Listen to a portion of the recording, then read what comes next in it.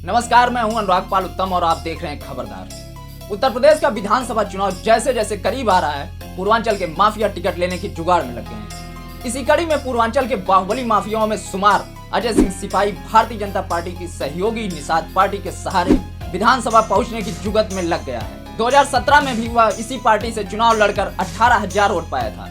हालांकि पिछली बार इस पार्टी का भाजपा से गठबंधन नहीं था, इस बार भाजपा और निषाद पार्टी का गठबंधन है। ऐसे में निषाद पार्टी अंबेडकर नगर जिले के कटेहरी और जलालपुर विधानसभा सीट से अपना दावा ठोककर दोनों सीट पर अपने उम्मीदवार लड़ा सकती है। ऐसे में कटेहरी से निषाद पार्टी पिछले विधानसभा चुनाव में सम्मानजनक मत पाए माफिया अजय सिपाही पर दोबारा दांव लगा सकती है। सूत्रों की माने तो निषाद पार्टी अगर अजय सिपाही को उम्मीदवार बनाती है तो इस सीट पर काफी नजदीकी मुकाबला होगा, क्योंकि भाजपा से हाथ मिलाने के बाद निषाद पार्टी इस सीट पर निर्णायक की भूमिका निभा सकती है। सिपाही की नौकरी से बर्खास्त माफिया अजय सिंह सिपाही की कटेहरी विधानसभा में काफी राजनीतिक पकड़ है। इसी की बदौलत वह जिला पंचायत सदस्य व कटेहरी ब्लॉक प्रमुख की सीट पर अपने चहेतों को जिताकर अजय ने अपनी राजनीतिक ताकत का एहसास कराया।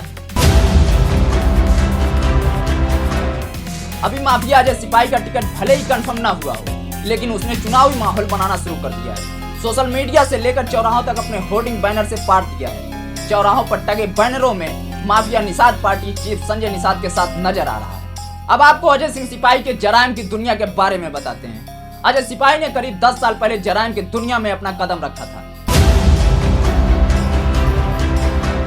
इसके बाद वह पूर्वांचल के बाहुबली विधायक अभय सिंह का करीबी हो गया। सपा के सत्ता में आने के बाद अभय सिंह के करीबी अजय सिंह पर पुलिस हाथ डालने से कतराने लगी।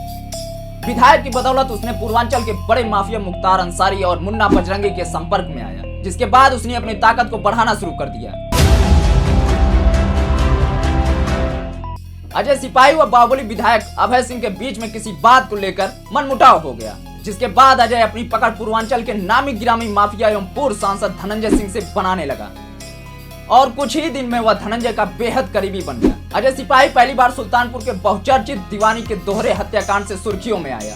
इसके बाद वह जराइम की दुनिया में अपना पैर फैलाता गया। सुल्तानपुर के बाद अजय का आपराधिक सफर अंबेडकर नगर पहुंचा।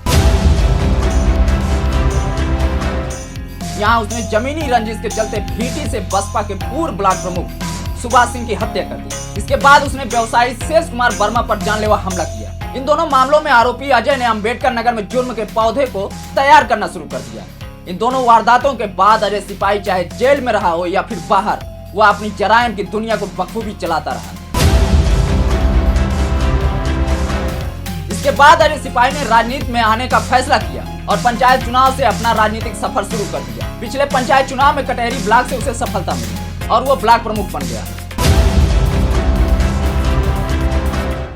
राजनीति में अजय सिपाही का कद बढ़ता गया, जिसके चलते वो 2017 में निषाद पार्टी से विधायकी का टिकट लेने में कामयाब हो गया। हालांकि चुनाव में उसे सफलता नहीं मिली, लेकिन उसे जितने वोट मिले उससे उसका हौसला बुलंद रहा। उसे 18,000 वोट मिले थे। अब एक बार फिर वह भाजपा की सहयोगी निषाद पार्टी से चुनाव लड़ने की जुगत में लगा हुआ है। 2017 में टिकट मिला था तो इस बार भी मिल ही जाएगा। लेकिन ऐसे में सवाल उठता कि राजनीति में अपराधियों को बैन करने वाली भाजपा ऐसे सहयोगियों के साथ चुनाव लड़ने जा रही है, जिसमें कोई भी पैसा वाला या माफिया अपने मनी पावर के बल पर चुनाव लड़ सकता है। ऐसे में भाजपा का राजनीति से आपराधिकरण को खत्म करने का सिद्धांत कोरा दिखावा साबित होगा। फिलहाल के लिए इतना ही। देखते रहें खबरदार और बने रहें हमारे साथ।